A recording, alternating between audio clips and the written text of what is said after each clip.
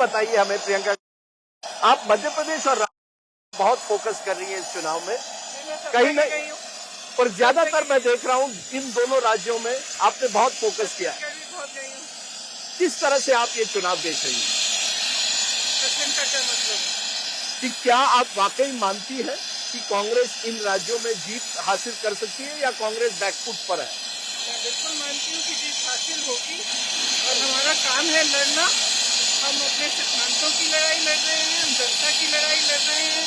जनता त्रस्त है, परेशान है, जहाँ जहाँ इनकी सरकार है किसान परेशान है, नौजवान परेशान है, रोजगार नहीं, शिक्षा के माध्यम नहीं है, कुछ नया नहीं किया है, नया अस्पताल नहीं। इनकी सरकार है ना राजस्थान, जहाँ इनकी सरकार है, मेरी बातों को मत पलटिए।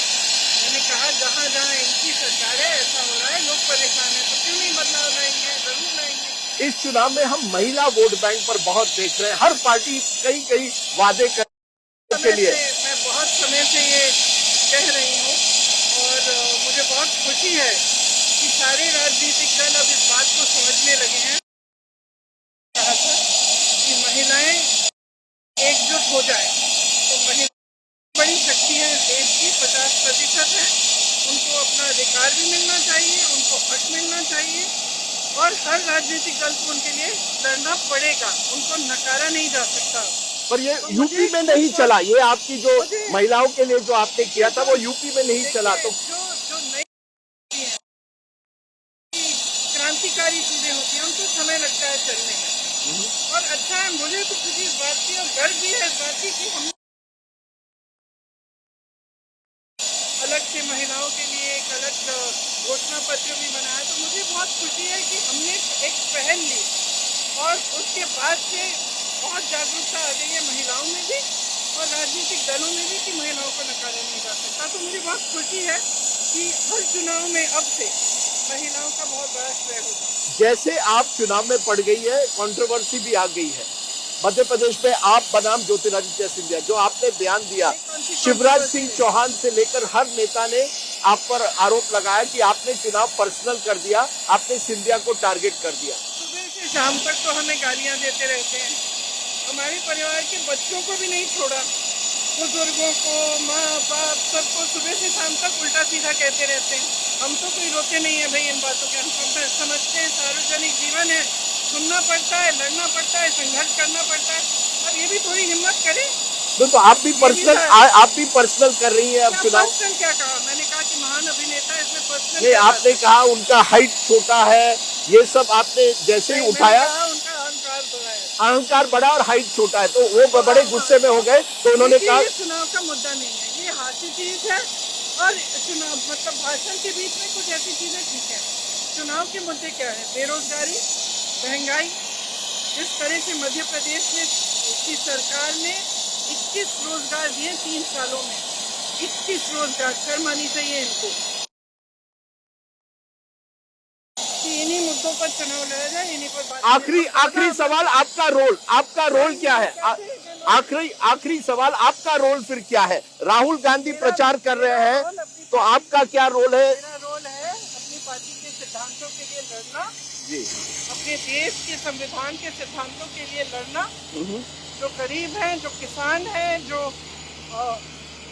महिलाएं हैं, जिसके जीवन में मुश्किलें हैं, संघर्ष है, उनके साथ खड़ा हूं। क्योंकि ये सवाल उठ रहा है, आप 2024 का चुनाव अब लड़ेंगी कि प्रियंका गांधी केवल स्टार कैंपेनर रहेंगी? तो बहुत दूर जा रहे हैं। नहीं, बहुत दूर नहीं, 6 महीने में, 4 महीने में चुनाव आ रहे हैं, आप केवल स्टार कैंपेनर हैं या किस तरह से? इनको मेरे ख्याल से कितने 20 सालों से देख रही हूँ, उससे ज्यादा 20 सालों से यही है इनका कि कहीं। अच्छा, आप अशोक गहलोत जी के साथ है, अगर यहाँ चुनाव कांग्रेस जीतती है तो क्या अशोक गहलोत जी ही मुख्यमंत्री रहेंगे? इस सवाल का जवाब मैं थोड़ी दे सकती हूँ। तो कौन ये हाईकमांड है? कौन? खरगे जी है और कौन है? गांधी परिवार या खरगे जी? क्या कह रहे हैं आप? कांग्रेस के अध्यक्ष हैं, खरगे जी है, हम सब उनकी सुनते हैं।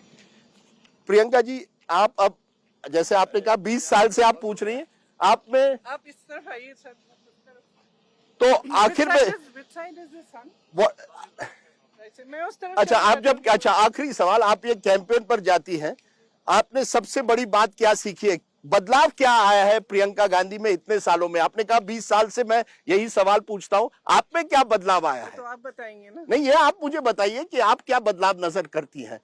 आप ज्यादा मैंने यूपी के चुनाव से और वहाँ पे काम करने से बहुत सीखा। सबसे बड़ी चीज क्या सीखी एक आपने? राजनीति की जो एक वास्तविकता है, जो जमीनी चीजें हैं, वो बहुत सीखी मैंने। मोदी जी वहां है, क्या कहेंगी आप उनको? कहा अगर कैमरा पर अगर आप कुछ उनको कहना चाहें, क्या कहेंगी? मोदी जी और बीजेपी को आज आप क्या कहेंगी? वो कहते हैं प्रियंका गांधी जी केवल चुनाव के टाइम पे नजर आती है, बाकी नजर नहीं आती, क्या कहेंगे उनको? मतलब उसका जवाब दो हाँ, मोदी जी को। हाँ, तो बीजेपी को जो धारणा है, मेरी धारणा तो नहीं है। आपकी क्या है धारणा है? मेरी धारणा ये है कि मैं काम करती रहती हूँ, सुबह से शाम तक काम करती हूँ, रोज करती हूँ, 24/7 पॉलिटिक्स। दिखती हूँ, कभी कभी ज्यादा दिखती हूँ टीवी पे, कभी कभी कम दिखती हूँ। पर आप करती रहेंगी क्यों नहीं, बिल्कुल। As a star campaigner. आप भी मुझे 20 सालों से देख रहे हैं। मैंने कहा 2024 का चुनाव एक बार फिर पूछता हूँ, रायबरेली से लड़ेंगी? हाँ? रायबरेली से लड़ेंगी आप? वो आप देखेंगे कि मैं क्या करूंगी। Sachin Pilot, Ashok Gehlot, will they fight together? क्या वो एकजुट होकर लड़ेंगे? प्रियंका होकर लड़ रहे हैं, एकजुट होकर लड़ रहे हैं, हमारी पूरी पार्टी एकजुट होकर लड़ रही है। क्या आपने उनको साथ लाने की कोशिश की थी? इस चुनाव में राजस्थान में बीजेपी एकदम बिखरी हुई है और कांग्रेस एकजुट है? कांग्रेस बिल्कुल एकजुट है। चलिए अशोक जी, उस पर आपके चेहरे पर भी मुस्कान आ गई, बहुत बहुत शुक्रिया। हम आपको चित्तौड़गढ़ में मिलेंगे at the rally. Thank you Priyanka ji, Ashok Gehlot ji, bye for now.